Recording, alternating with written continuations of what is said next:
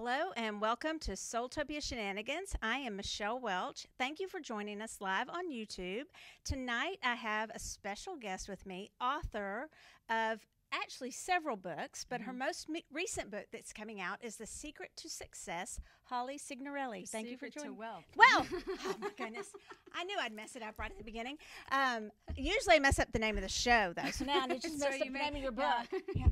The Secret to Wealth, Holly Signorelli. I apologize for that, Holly. No problem. Thank you for joining me. Yeah. How are you doing? I'm doing great. So I see all over Facebook, you must have the secret because you and Ray are just having so much fun. You're traveling. Yes. You are out on the lake. You are doing so many great things with your career. So tell me a little bit about it. Well, basically, a few years ago, I decided to sell my CPA firm. And then I just really decided that I wanted to have more fun. And I realized that I was like kind of stressed all the time, that I was working with too many people. I know that sounds weird, but sometimes it's like you're better if you're working with less people, but better quality people. Quality. Yeah. And so I made that commitment for myself, and I worked on that model for about a year, and it came to fruition very quickly. And one of the things that I learned during that time frame was that everything is really your mindset, because the company that I had before was very, very profitable. And then when I stopped that, I realized, oh, wait a second, what am I doing right now? And I had to think through that. And I really got to this place of really just listening to my intuition and taking action when I get that intuition instead of the other way around, because I used to do it the other way around. Okay, so say that again. Listening to my own intuition and then taking action. Yeah. Because I've always been an action person, but then sometimes it's not so bad. It's not that it would have been very bad to do that. It's just that it makes it a little more difficult. There's not as much cleanup if we listen to our intuition first. I've right. found that even today in my life is like another instance where I'm like, dadgummit, I knew my intuition told me something, and if I just would have listened instead of jumping in, I would not now be having to do cleanup in that situation. That's right. Yeah. So that applies to our wealth, our money also. Okay, yeah. And because of what I do for a living, a lot of people, they'll come up to me wherever I am, or whatever's going on, even at the lake or whatever, and they'll ask me questions, but they'll usually start with a negative money story. And this just seems to happen about 90% of the time. So even working with a client that makes really good money or just is still doing very well, then most people are still wanting more. And I think that's okay.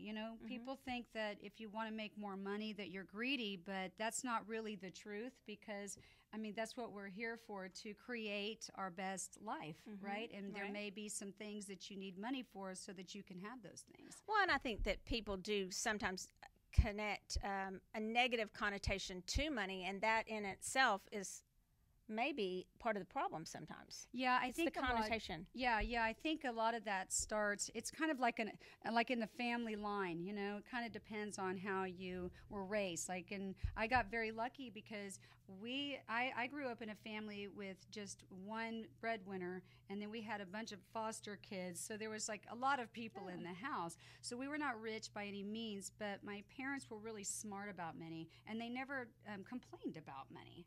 So I knew that when I became a teenager that I wanted to have the Jordache jeans at the time and stuff like that. And I knew that I would have to, get a job to do that. Right. And I didn't have a problem with that. So I was blessed there. Right. But a lot of people growing up, they hear, their parents fighting about money. It's the number one reason for divorce, So that gives them that idea. Or they hear things like, oh, this person's a millionaire or a billionaire, they're greedy, but that's really not even the case. No, a lot of times it's not. Yeah, most of the time. how do you know anyway?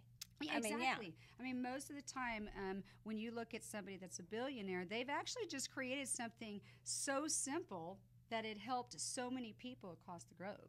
So that's why they got a lot of money. And so it's not greedy at all. They were helping people with Exactly. it, and they're just reaping the benefits, and they're Yeah. being compensated. There's an exchange Mhm. of for what they did. Yeah. It's not as though we have to do everything for free. Right. Right. What's wrong with being compensated for our efforts, right? Yeah. Exactly. Yeah, I've never really understood why people have a problem with people getting paid for their value. It's kind of interesting. This might be a little bit off the subject, but it seems like in the business I'm in now and in law, which is also a service industry, Right. that people didn't always want to pay for those services, maybe even CPA. Yeah. They would be like, okay, because it's kind of intangible, a Yeah. little bit. You know, they might get Or an it's end something- result. It's something that's not that they don't really want to have They don't want to do. They don't want to have to do it to Who begin wants with. to do a But tax even return? if it's like a healing service or something like Yeah. that, or a reading or something like that, they're like, okay, that's a service. Mhm. But yet, if you were going to go in and buy a dress from somebody, or their Yeah. store, you wouldn't go, okay, can I just have this? Yeah.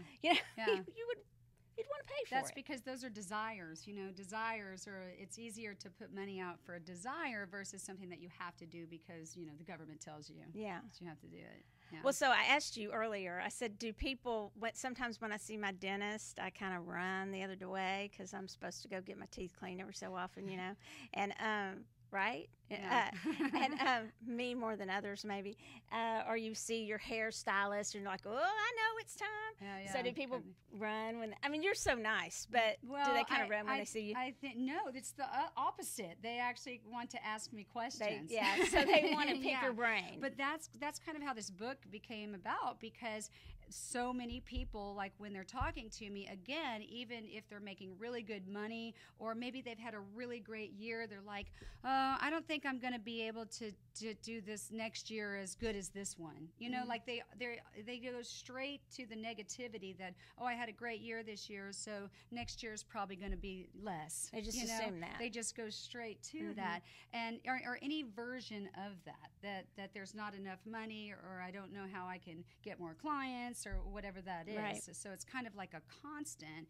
And then I've really calculated that about 90% of the population feels this way about money. And this would include even millionaires. I mean, some of the most wealthy people that I've worked with have the worst problems with money or even spending that are enjoying life with it.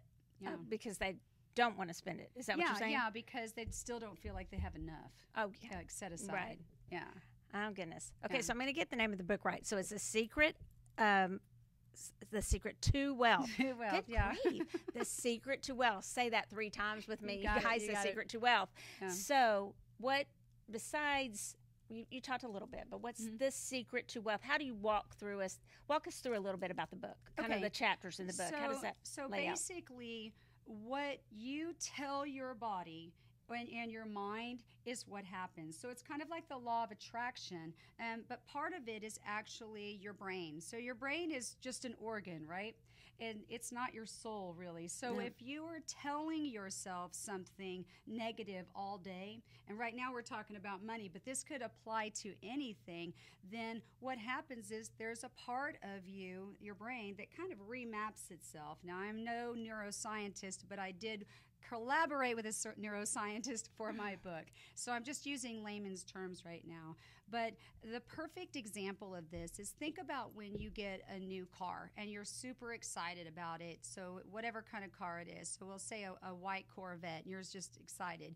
Then what happens when you start driving that car? You start seeing it a bunch of white everywhere. Corvettes. Well, that's called frequency illusion. And what it really means is that's when your brain has an awareness. So you're aware of this new car that you have or anything else in life. Anything. And then you're going to just see that everywhere. Mm-hmm. So imagine how your brain works when you have a negative money story.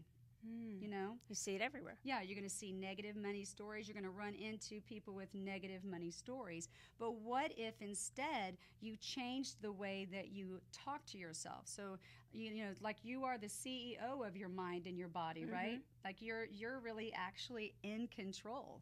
So if you start saying positive things about it, then you're going to have a whole different situation. You're going to see those, like if you, let's just make up a number that you want to make $100,000 this year for the first time, then you'll suddenly see 100,000 everywhere you go. Right. You know, you'll see those things, you'll hear those things, and it'll just be because you're aware of it now. Because So is the book a workbook type book, or is there going to be a companion workbook to it? Because it sounds like something where you would work through something to it.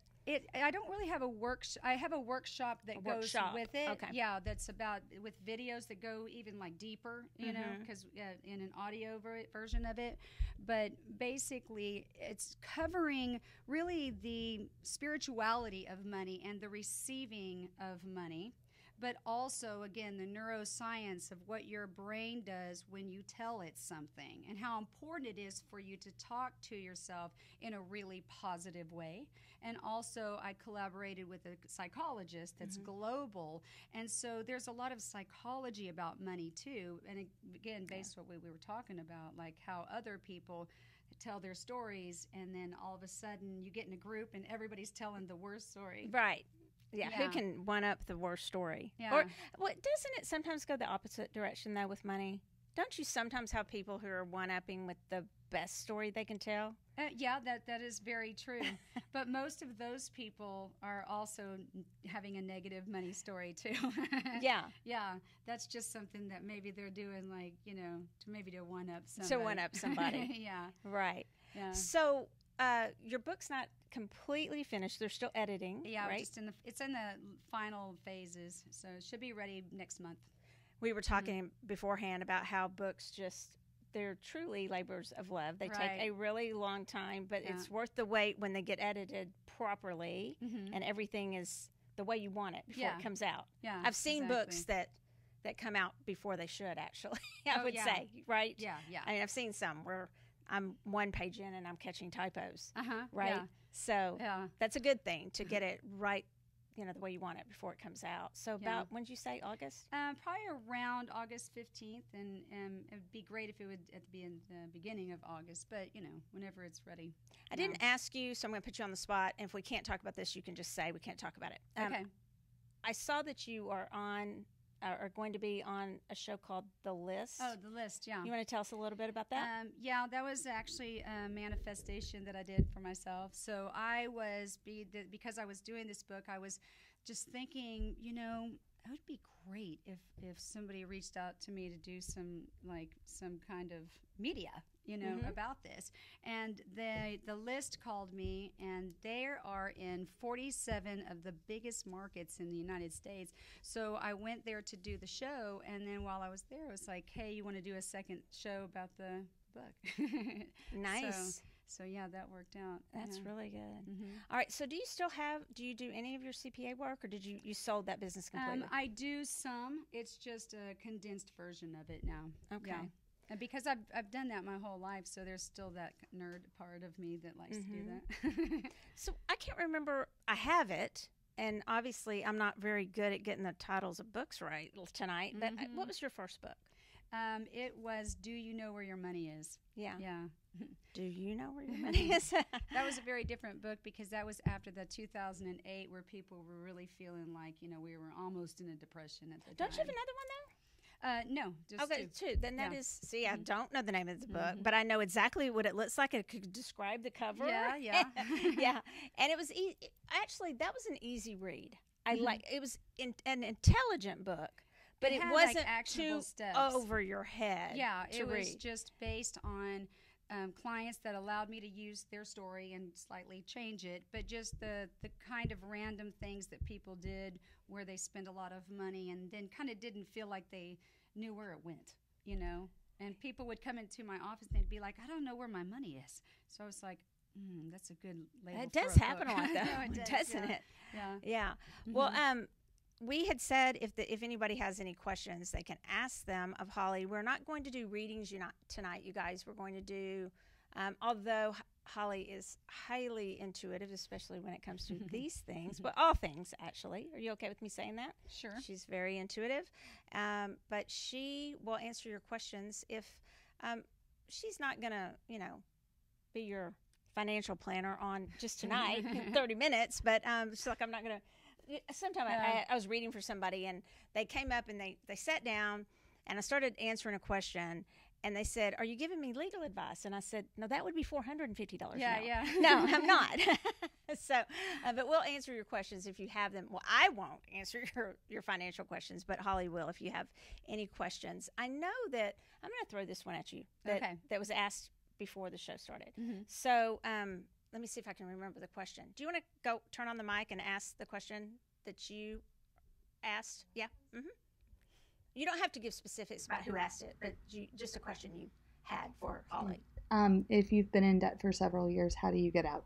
Oh yeah, so the debt question comes up a lot. So there's two ways to combat that, and I've had several friends who had substantial amount of debt, and they just took like a 2-year. It seems to be a 2-year process when you have like 50 or even more debt like that, and they just kind of get rid of anything that's not a necessity. But you have to be pretty strong to be able to do that. And I know that when people have done it, then they feel amazing 2 years later, and then they have so much freedom because they're not having to pay those extra payments. But if that's not something that you feel like you can do, then the best thing that you can do is you've got to really actually look at your bank account. You do not need to be an accountant or a CPA to do this. This is a very easy exercise. You just put your bank statement down, like actually print it out old style, and then take some like a red pen or a yellow highlighter and then start highlighting everything on your bank statement that wasn't necessary. And you don't even have to add it up. So you don't even have to do that, okay? You don't have to do any math. All you'll do is you're going to see out of all of these things, this is how many things were frivolous. Now, there's nothing wrong with frivolous, but if you're trying to get out of debt, what you could do is take everything that you've highlighted yellow and then maybe cut it in half. And then you can still do those things that you want to do, but then if you're only doing half of that, then put the rest of it on your debt, because a lot of people don't really think about making payments every week instead of once a month. And those little payments, even if it's just $50 or $100, they start adding up. And then when you see the momentum of your debt going down, then you actually get very empowered, and then it gets easier than ever. Then that's when you start adding even bigger payments, because you're like, oh wow, this is working like really fast. Yeah. So you said you had some incentive programs or something about when your book's coming out. What some other things that you want to talk about that? So basically, when the book comes out, again, it should be in August, probably mid-August. Then there's going to be a 90-day launch before the actual physical books are going to be available. And then anybody who pre-buys it, not sells it, then they'll get a free workshop. So there's 6 modules. I went really, really deep into it. And then at the end, I put 3 modules about business, because everybody's always asking me about how to set up their structure. And that's because, people get excited about starting a business and making a bunch of money, but if you don't set it up right, you're not going to make it past the first year. And that's why we have that 80% of and 3 to 5 years that people go to business. So really, that's probably the most important thing that you need to understand before you actually start selling and making lots of money. Yeah. You do. Because if you don't set those things up, you're also, especially if you take off with your business, and it is a really good business, you are playing catch up really quickly to get, and it's really, really hard work. Even if you get to where you need to be, because like SoulTopia, we took off really quickly and we had a lot of foundation. Yeah. But you think you have it all, but to consult with somebody, an expert, is really important. And one of the big things too about anybody that's starting a business for the first time, or even a second business, because things have changed and things continue to change, like with the tax laws and just with how everything works in business anyway. If you don't set up your structure properly at the beginning, you're going to pay at least $10,000 more than you have to. And this is the example that I give to a lot of people. Like, let's say that you're in your first year and you make like $100,000, because that's just an easy number to work with. If you don't set it up properly, you're going to end up owing something like $30,000 out of $100. Now, anybody that makes 100,000 knows that 30,000 is too much tax. So that's what I actually talk about in that second part. The first 6 modules in the free workshop are really just even deeper and more emotional about how to really change your money story so that you can have what you want. But definitely a lot of times people are stuck in a W-2 job.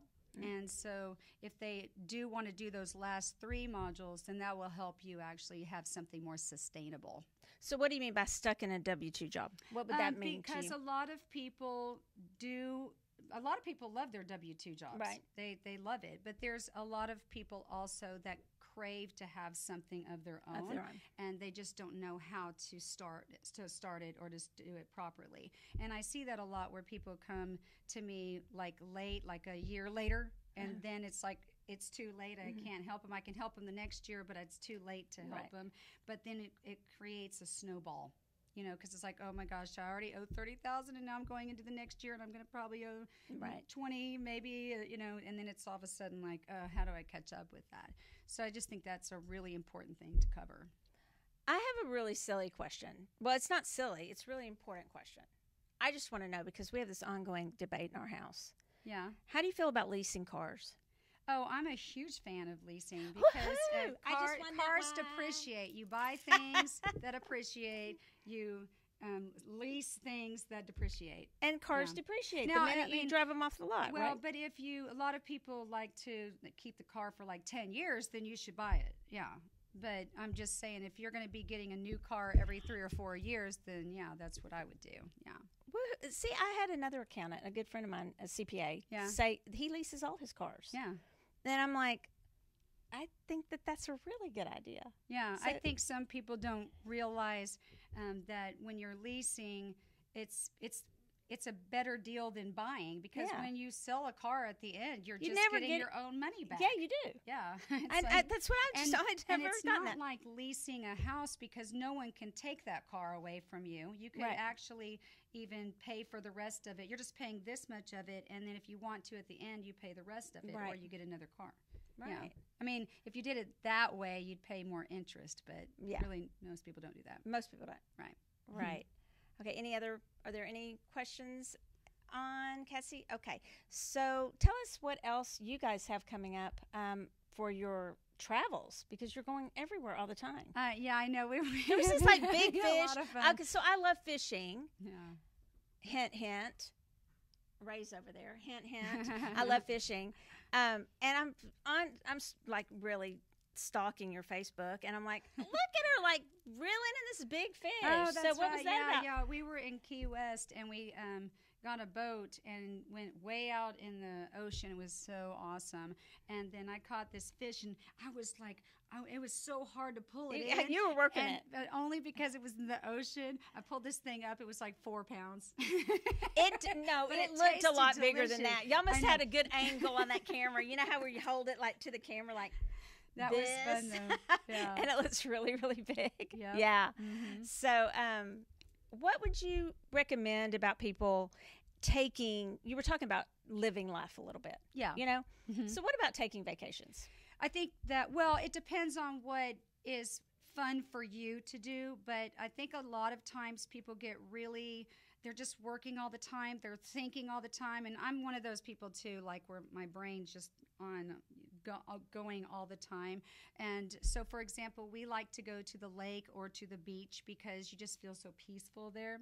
And if you don't give yourself a break, then that's where you actually get the most creative. So if you don't take those breaks for yourself and do something, whether it's traveling or going somewhere or going to the gun range or whatever it is that you want to do, if you don't take that time for yourself, then you're going to get stuck in that feeling of just constantly working. And I've definitely gone through that before, and it's not fun. Yeah. Yeah.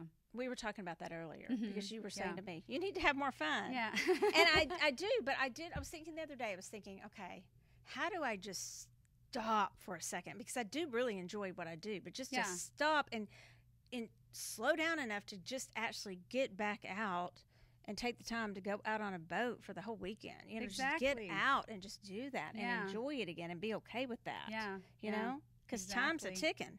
Time's Yeah. like going by. I had a birthday on the 2nd. Yeah. And, you're like, I didn't even know it was my birthday. I kind of did, but I was like, but the whole time I'm still, on the phone, still working, still, Yeah. and I never thought I'd be that person. Well, I was really doing didn't. that too, like last year with the new model that I was doing. Even at the lake, I would take my laptop, and this year I was like, no laptop whatsoever. And I've had the most fun every weekend. I have not missed that laptop at all. Okay, so we've got about 5 minutes to talk about how we can pre-order all the stuff that we can do, and how we can find your book and find you. Okay. So two things real quick. One thing that I say all the time is that if you have a friend and they are wanting to get married, for example, and they came to you, you would give that friend a million ways to find that perfect person, right? But when it comes to money, if somebody comes to you with a negative money story, then I'm going to ask you to walk away from that conversation. Not to be rude, but just you cannot get into that conversation, because it usually turns the other person who's positive also into a negative vibration. So again, you don't have to be rude about it, but that's one of the things that I would tell you to not engage in at all. Right. Okay. Yeah. And so what's going to happen is my book will be on my website, which is themoneytherapist.com. It's easier than Holly Signorelli. So moneytherapist.com. That's a good name, though. And then it'll go directly to Amazon as well. And go read. Yes. Yeah. Right. So it'll be in quite a few places. And So say that one more time again, just so they'll have it. I don't Yeah. know, and we'll post it on there too. But. Yeah, so The Money Therapist, and then it'll be that's my website, and then we'll have it on Go Read, which is really well known now for a lot of people. You may or may not have heard of them, and then of course it'll be on Amazon. Okay, Yeah, and then awesome. just pull up The Secret to Wealth. Okay. And we have a couple things coming up. I'm just going to mention at SoulTopia. We have slowed down a little bit this summer. Okay. We have, but then it's going to kick into high gear during the fall. Yeah. We have a lot of special guests coming, you guys. When I went to the Tarot Reader School in New York, it was after my son's wedding. Mm-hmm. It was the week after, Yeah. which was huge to say. I went with a girlfriend. I was just like, yes, I'm going to go. Yeah. And you know how you commit to something way ahead of time? Uh-huh. It's like, nope, I'm going to do it. And I did, which is a Okay. miracle I didn't Yeah. cancel. And so just had the best time, met some of the greatest people. And so we're bringing some of those people back that do like charm casting, Lenormand work, the Lenormand cards over in the UK and Europe that are really popular. And then tarot decks and all those kinds of things. So we're going to have special speakers coming, starting with, August 11th and 12th. And I want to announce these because they are coming from out of town, from one I think might be coming from out of the country.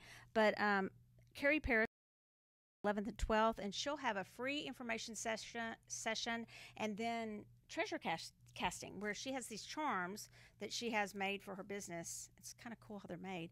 And then you cast them on the cards, and it's really fun and interesting.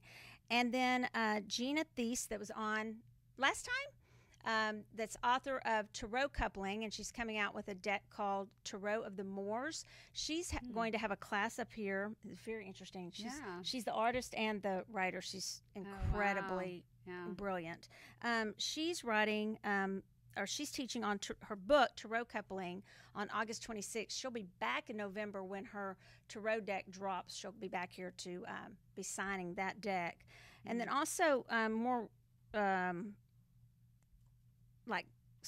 recently or sooner, we're going to, how do I want to say that? Coming up sooner, we're going to have Nature's Magic class with Claudia Denise. That's going to be every first and third Monday. So you'll either be watching this on Mondays or you'll be coming up here for Claudia Denise's class. That's going to be working with candles and herbs and things like that, but it's all do no harm, lots of fun. She's hilarious. She's also a belly dancer, and she's so cute. She's from Mexico. She knows all about her herbs and everything. Anything you want to know, she can teach you. That's from 7:30 to 9. What I love about it is that she wanted to keep the cost low so you could come. It's $10 wow. so that you can buy your supplies here at SoulTopia, which was very nice of her to do.